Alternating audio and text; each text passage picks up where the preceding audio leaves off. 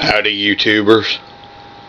I just want to do a little sound demonstration now for my Eterna guitar made by Yamaha.